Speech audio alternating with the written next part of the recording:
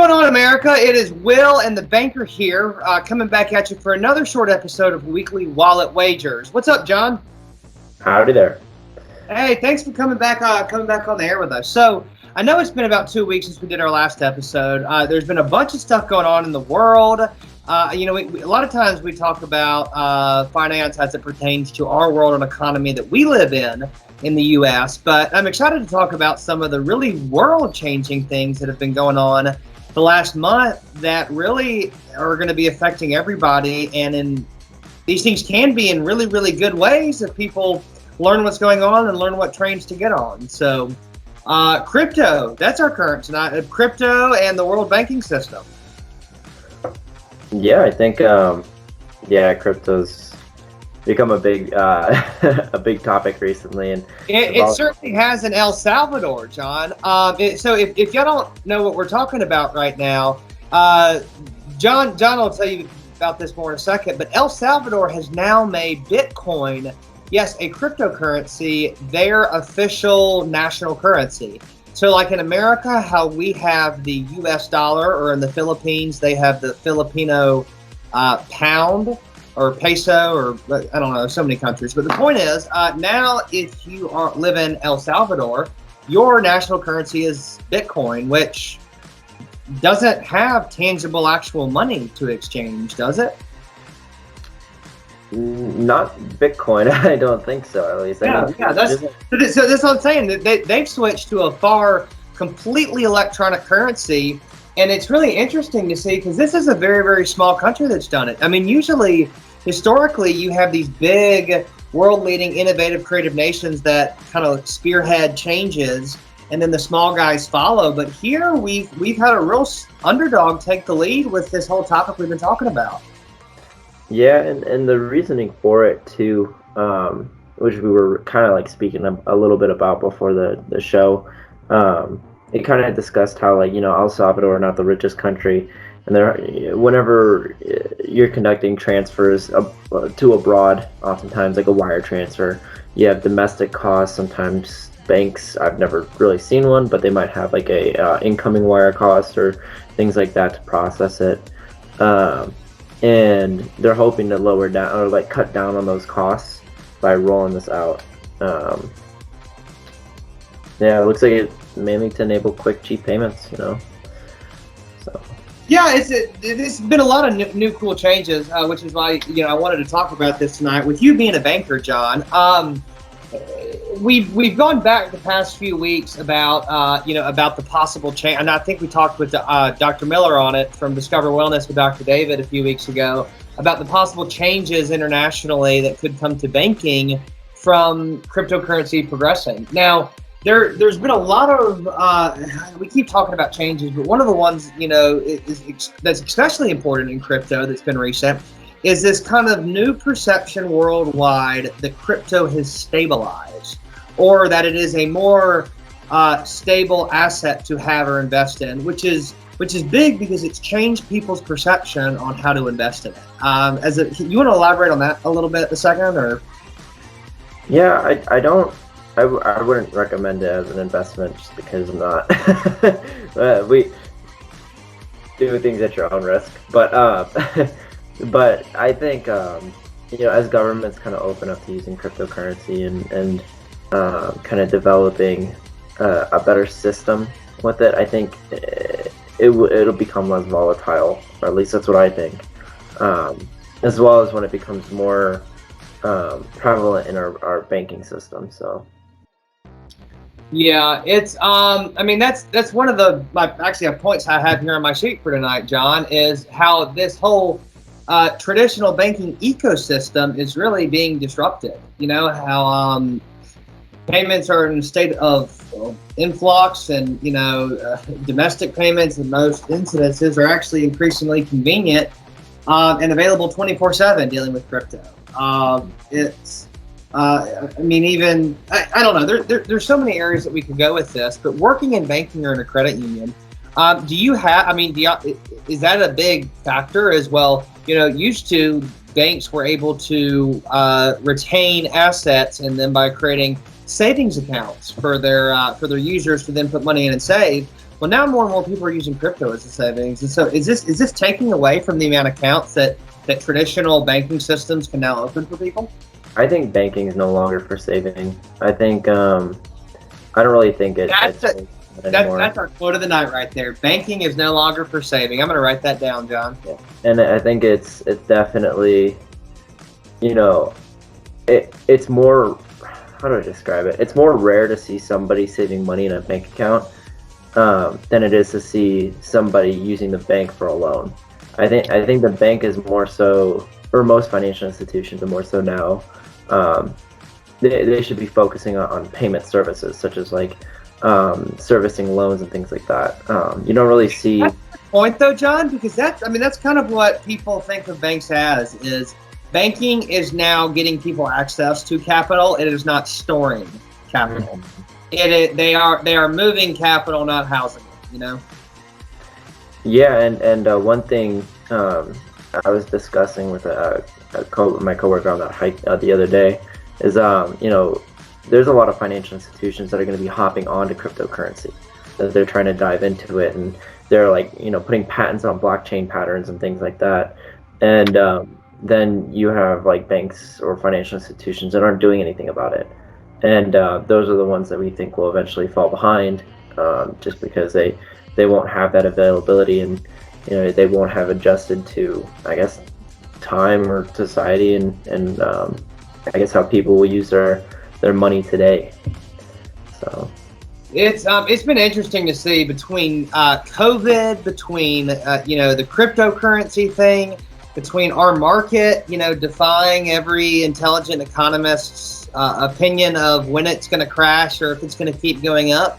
We've had a lot of changes to our world, even just our recent world, not just since, the modernization of the internet.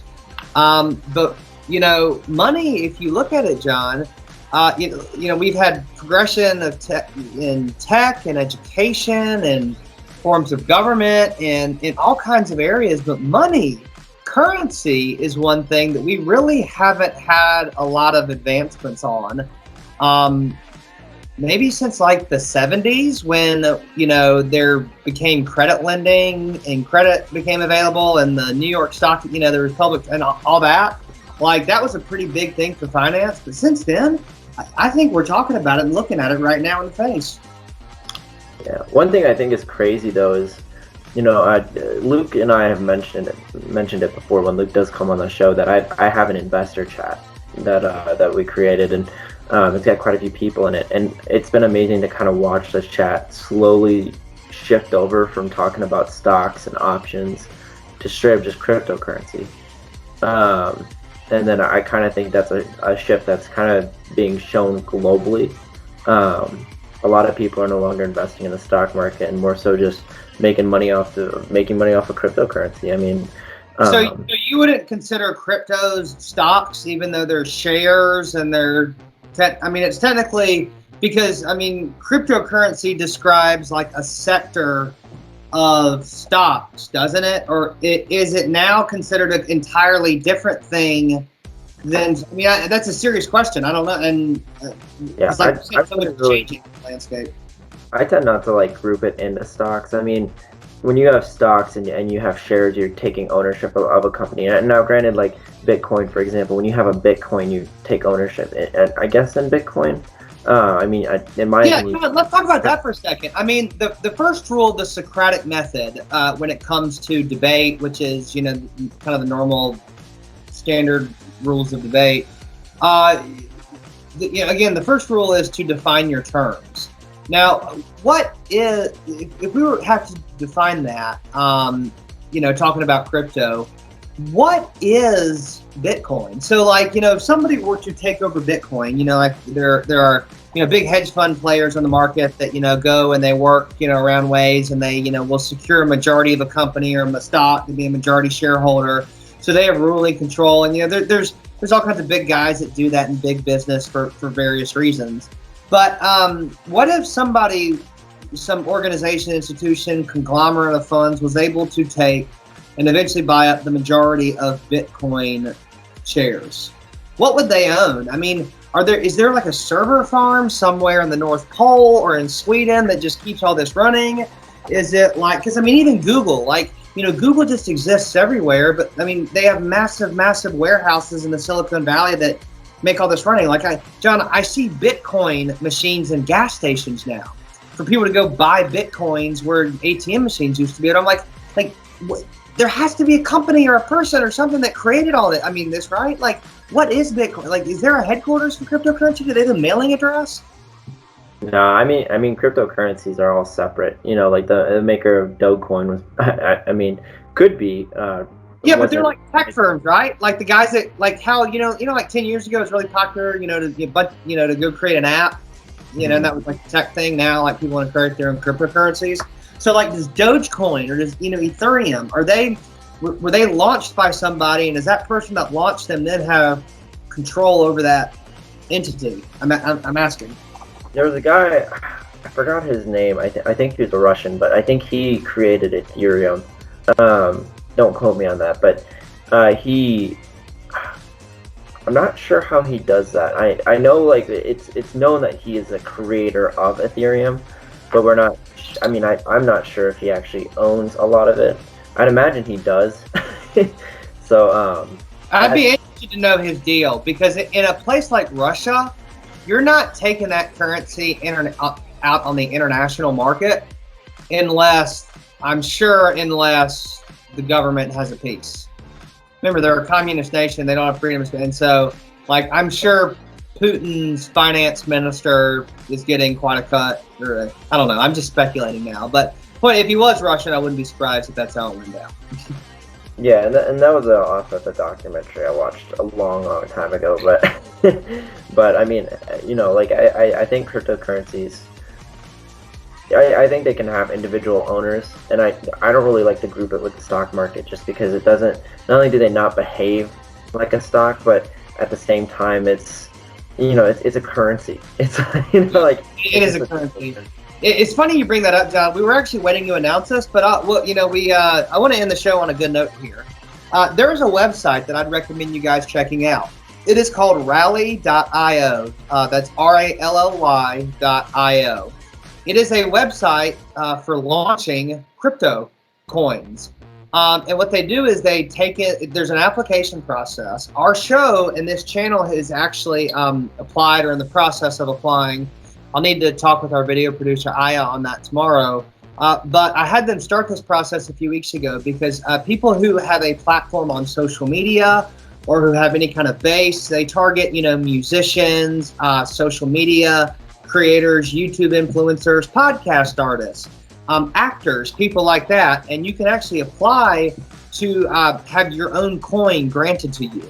And you can launch your own coin as an internet creator, and it actually take off or flop, just like a regular coin would that you see on Yahoo Finance or Robinhood or Coinbase, or wherever you look at your financial news from. So that's actually our goal as a show, John, is that weekly Wallet Wagers is we're going to launch our own coin, and the stock symbol is going to be WWW. And if that's taken, it'll be WWW.MF. There you go. I like it. I don't know. We'll keep you all updated on that. That's of course our goal as a show. It's one of the reasons why we like to talk about this subject so much. But we'll keep you all updated in the loop. So. Cool. Yeah, we're excited to see where crypto goes, and we love having you guys here to kind of watch as well as provide feedback on things we discuss. Yeah, and guys, we appreciate the YouTube comments too. Lately, in the past couple months, we've been getting a lot more comments. So y'all are doing phenomenal on that front. Keep up the great work. Thanks for joining us, and we'll see y'all next week.